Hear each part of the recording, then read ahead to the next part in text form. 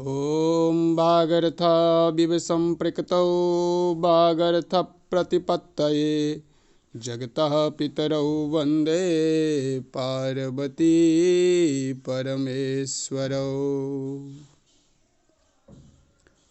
बच्चों, मैं गोपाल ठाकुर, सहायक प्राध्यापक व्याकरण, लक्ष्मी नारायण रामेश्वर संस्कृत महाविद्यालय, जयदेवपट्टी। शास्त्री वर्ग के लिए प्रथम खंड हेतु शास्त्री वर्ग प्रथम खंड के लिए आज मैं कारक प्रकरण पर आप लोगों को प्रकाश डालूंगा। सबसे पहले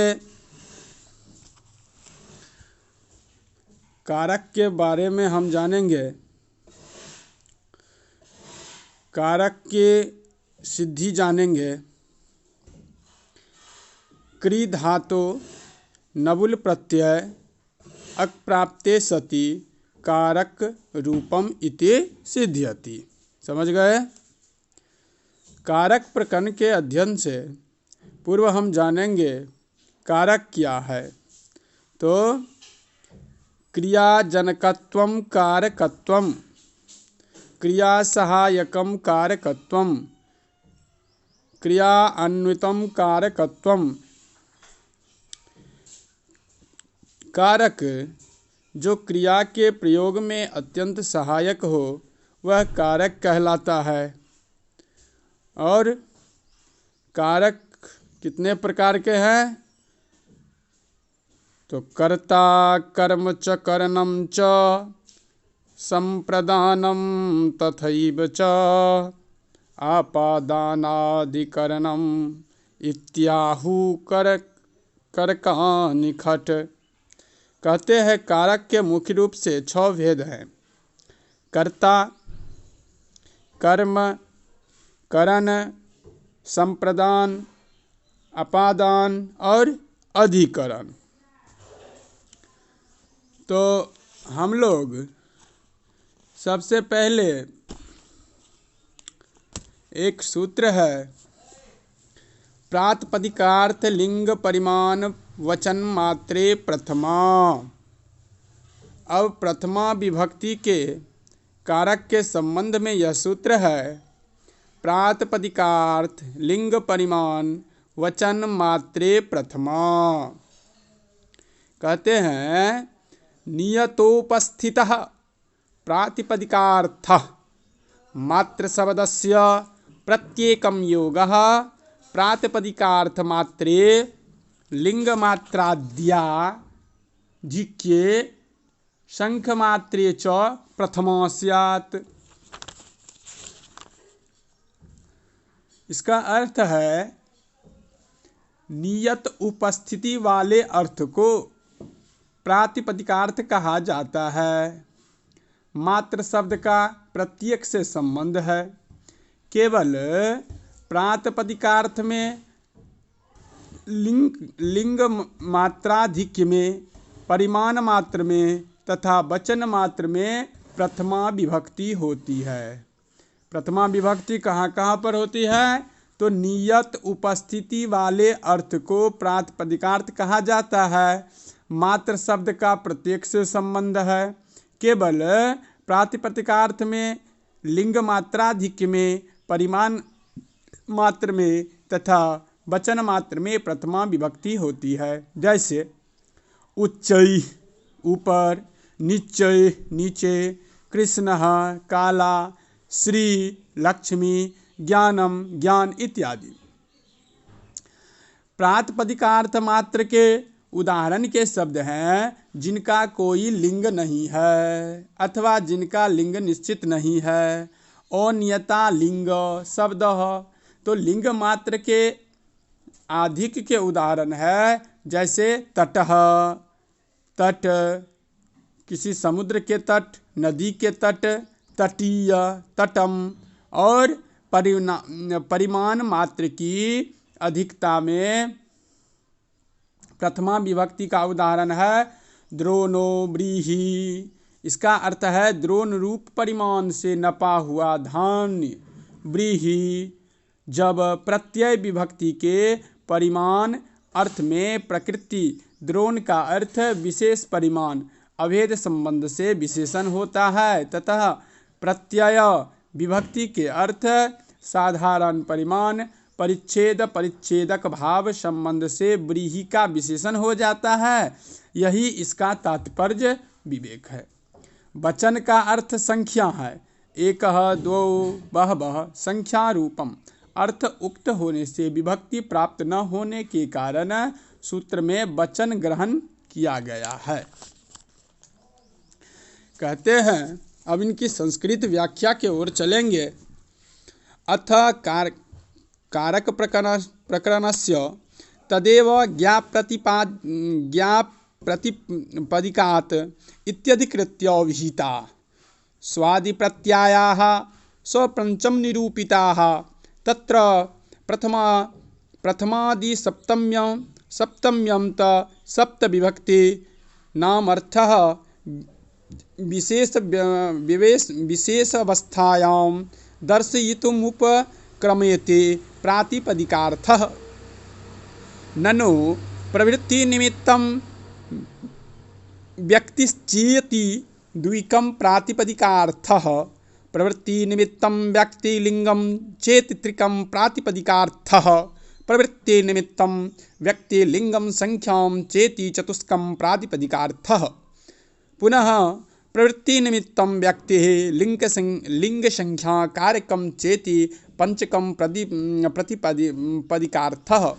इत्येते पक्षाः स्वरूपाणाम् एकशेष एकविभक्तौ स्त्रियाम् इत्यादि सूत्रेषु भाष्ये स्थिताः मंजूषायां प्रपञ्चिताश्च तत्र त्रिकादिपक्षेको लिङ्गस्यापि प्रातिपदिकार्थत्वात् पृथग्ग्रहणः वृत्तमित्याह नियतेति नियता उपस्थितस्तेति। कहते हैं, लोक व्यवहार में अर्थ की स्पष्टता प्रतीत वाक्य से होती है। लोक के व्यवहार में अर्थ का जो स्पष्टता है वह वाक्य से प्रतीत होता है। वाक्य के स्वरूप पर उहापोह सुदूर भूत में भी आरंभ हो गए थे। अष्टाध्यायी में वाक्य से संबद्ध कार्यों के विधान अवश्य वर्णित है, किंतु वाक्य के परिभाषा के विषय में उल्लेख नहीं मिलता। उसकी पूर्ति वार्तिकार कात्यायन ने की है, अतः उन्हें वाक्यकार का भी संज्ञा दी जाती है। उनका यह विशिष्ट नाम दो तरह से सार्थक है। प्रथम, उन्होंने पाणिनि के सूत्रों पर वार्तिक लिखकर वाक्य का सरल रूप प्रस्तुत किया है। उससे उनकी रचना या वस्तु के आकृति परक स्वरूप का अंतर्विदित होता है। सूत्र में वाक्य रचना की ओर ध्यान नहीं दिया जाता, उसे वृत्ति भाष्य आदि के रूप में पूर्ण करना पड़ता है, जबकि वाक्य स्वयं में एक पूर्ण इकाई है। वार्तिक इन्हीं सरल लघु वाक्यों के रूप में लिखे गए हैं, उनमें सूत्रात्मक संक्षेप नहीं है। फिर दूसरी बात, वे वाक्यकार के नाम से इस कारण प्रसिद्ध हुए कि उन्होंने सर्वप्रथम वाक्य का लक्षण निर्धारित किया। वार्तिककार ने क्या वाक्य के दो परिभाषिक लक्षण दिए हैं, उनमें से एक है आख्यातम सव्ययकार विशेषणम वाक्यम। यहाँ आख्यात पद से एक क्रियापद अभिष्ट है, अर्थात अव्यय कारक एवं विशेषण सहित आख्यात वाक्य है। जैसे अव्यय सहित उच्चैः पठति, जोर से पढ़ो। कारक सहित ग्रामम गच्छति, गाँव को जाता है। क्रिया विशेषण सहित सुष्ठुम पचते, अच्छे से पकाते हैं। दूसरे लक्षण के अनुसार वाक्य का स्वरूप है एक तिंग वाक्यम।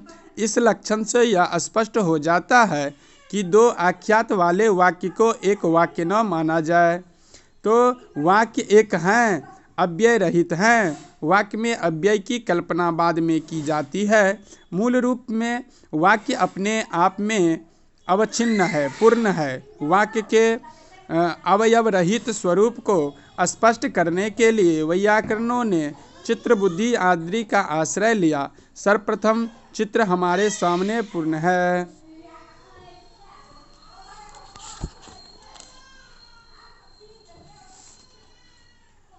अब विग्रह यस्मिन् प्रतिपादके उच्चारिते यस्यार्थस्य नियमेनोपस्थितः स तदर्थम् इत्यर्थः। एतच्च तटः तटिः तटम् इत्यादीनां लिङ्गेषु नियमेन कस्यापि लिङ्गस्योपस्थिताभावात् प्रातिपदिकार्थशब्दे नाग्रहणात् पृथक् लिङ्गग्रहणम् आवश्यकमिति भावः। मात्र शब्दस्य वचन शब्दे नैवान्यं भ्रमं वारयति। मात्र शब्देति प्रातिपदिकार्थश्च लिंग च परिमाणं च वचनं चेति द्वन्द्वः। प्रातिपदिकार्थ लिंग परिमाण वचनमत्येव प्रातिपदिकार्थं लिंग परिमाण वचनमित्यादस्व पद विग्रह। मात्र शब्दो अवधारणे मात्रं कस्त्रिणेव धारणे इत्यमरः मयूर संव्यङ्कृत्यायश्च इति नित्यः समासः। मात्र शब्दस्य द्वन्द्वान्ते श्रूयमानत्वात् प्रतिपादिकर्थे लिंगे परिमाणे वचने च प्रत्येकमन्वयम् इत्यर्थः।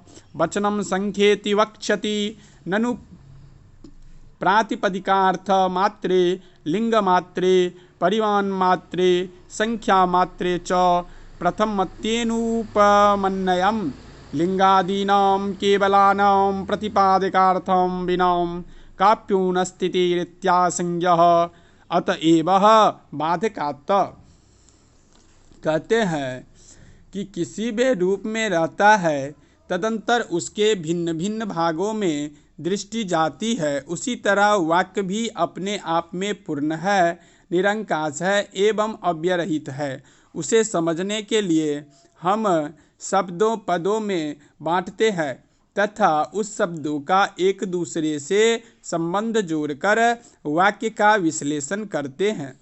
जिस तरह मोर के अंडे के भीतर विद्यमान रस में मावी मयूर के अंग प्रत्यंग चक्र आदि अभिव्यक्त रूप में परे रहते हैं तथा बाद में विभक्त होकर अलग अलग अव्यय के रूप में प्रत्यक्ष होते हैं, उसी तरह वाक्य में पद आदि अभिभक्त रूप में होते हैं। उनकी अलग अलग प्रतीति अन्वाख्यान सहारे हमारे सामने आती है। वैसे ही पद के सम्यक ज्ञान के लिए हम उसे प्रकृति प्रत्यय में विभक्त करते हैं। वह प्रकृति प्रत्यय विभाग भी काल्पनिक है। इस प्रकार वाक्य क्या वास्तविक विभाग नहीं होता, किंतु यथासंभव शीघ्र बोध कराने के लिए विभाग की आश्रय लिया जाता है।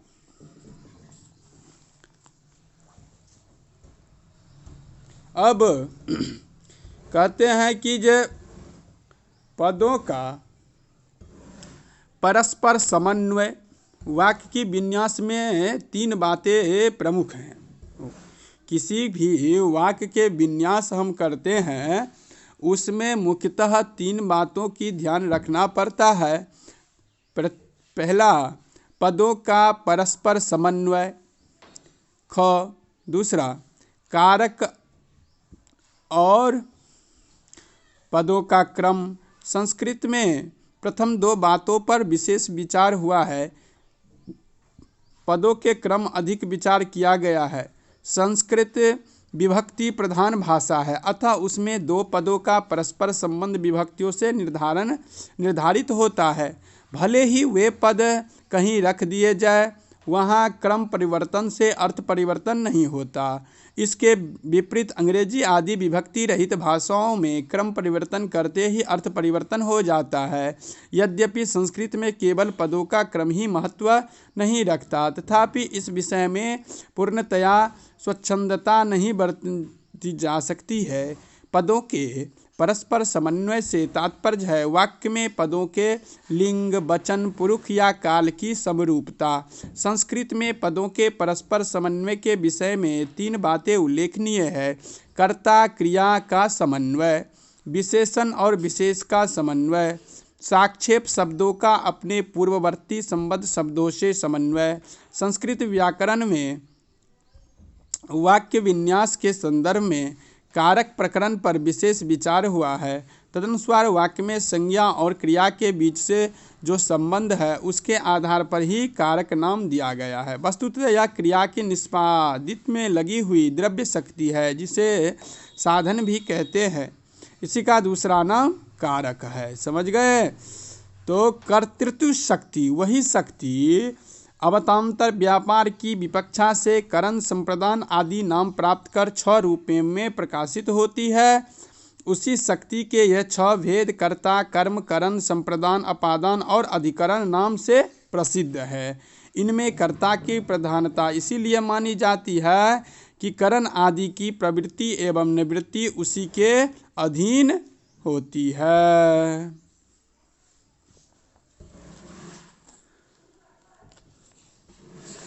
कहते हैं इनकी संदर्भ में जो ज्ञा प्रातिपदिकात अधिकार के अंतर्गत 7 विभक्तियों के सु और जस आदि के 21 प्रत्ययों को परिचय कराया जा चुका है। मुख्य रूप से उन 7 विभक्तियों के अर्थ बतलाने के लिए इस प्रकरण का आरंभ किया जा रहा है। क्रम प्राप्त प्रथमा विभक्ति से आरंभ सप्तमी विभक्ति पर्यंत सभी विभक्तियों का अर्थ निरूपित करना इस प्रकरण का मुख्य उद्देश्य है। प्रथमा विभक्ति का अर्थ बतलाने का उपक्रम किया जा रहा है। तदनुसार सूत्र का विश्लेषण करना आवश्यक है। सूत्रस्य प्रातिपदिकार्थ लिंग परिमाण वचन मात्रे पद का विग्रह इस प्रकार है। प्रतिपदिकस्य अर्थः प्रतिपादिकार्थः षष्ठी तत्पुरुष यहाँ समास हो गया। प्रतिपदिकाश्चैव लिंगश्च परिमाणश्च वचनश्च प्रतिपादिकार्थ लिंग परिमाण वचनम समाहार द्वंद्व प्रतिपदिकार्थ लिंग परिमाण वचन्येव प्रतिपदिकार्थ लिंग परिमाण वचनमत्रेव तस्मिन् प्रतिपदिकार्थे मात्रे यह नियम है कि द्वंद्व समास के अंत में विद्यमान शब्द का प्रत्येक शब्द के साथ संबंध होता है।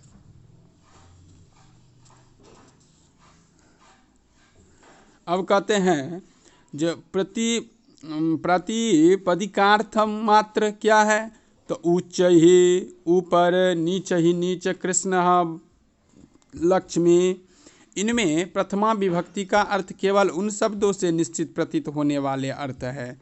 इन सभी में प्रथमा विभक्ति की प्राप्ति होगी। इन 5 शब्दों से प्रथम 2 शब्द उच्चय और निश्चय अव्यय है, अतः अलिंग है। इनसे सुविभक्ति आने पर अव्यादि सुपा उसका लोप हो जाएगा। तीसरा इसी क्रम से लिंग मात्र अधिकता के उदाहरण है तटह, तटी, और परिणाम मात्र क्या है, द्रोणी, व्रही।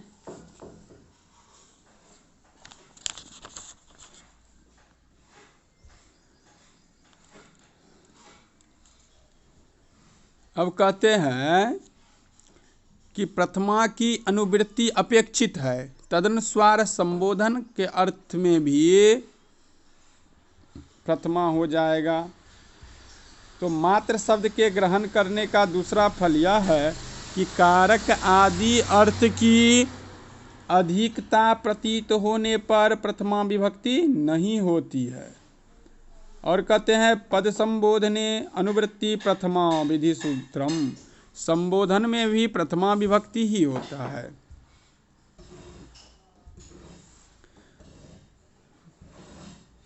जैसे हे राम, उस शब्द में सुविभक्ति का अर्थ संबोधन है।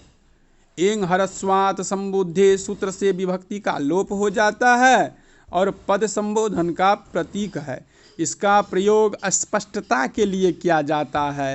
हे आदि का प्रयोग के भी संबोधन अर्थ की प्रतीत होता है। संबोधन अर्थ का क्रिया में अन्वबोध होता है। इसके फलस्वरूप आगे कही जाने वाली बात के अध्याहार होकर उसके साथ एक वाक्यता की जाती है।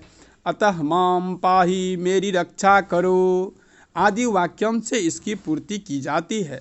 इस प्रकार यहाँ संबोधित राम से रक्षा करने के लिए प्रार्थना अभिष्ट होता है।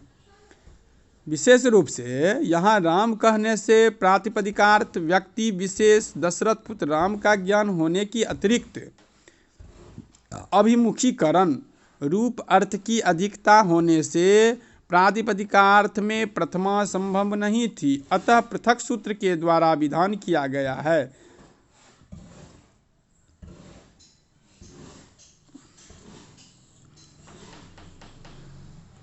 संबोधने च इह प्रथमा स्यात्, यही सूत्र है क्या? तो संबोधने च इह प्रथमा स्यात्, यह अधिकार सूत्र है। तो इस प्रकार से हम आज कारक के संबंध में, कारक किसे कहते हैं, कारक के कुल कितने भेद हैं, और कारक के प्रथमा विभक्ति में जो प्रातिपदिकार्थ, लिंग, परिमाण, वचन, मात्रे, प्रथमा, इनकी मूल व्याख्या को समझे, विशेष व्याख्या को समझे। तो इस प्रकार से आज की कक्षा हम यहीं विराम करते हैं। पुनः अगली कक्षा में आप लोगों के साथ पुनः ऑनलाइन के माध्यम से रूबरू होऊंगा। तब तक के लिए आप लोग अध्ययन अध्यापन कार्य को करेंगे और घर पर रहेंगे, सुरक्षित रहेंगे। इसी के साथ मैं अपने वाणी को विश्राम दे रहा हूँ। धन्यवाद।